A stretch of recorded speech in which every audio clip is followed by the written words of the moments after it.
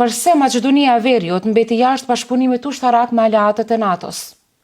Shqipëria, Kosova dhe Kroacia nënshkruan një memorandum për bashkëpunim ushtarak dhe industrial, me efekt pozitiv edhe për ekonomitë e tyre.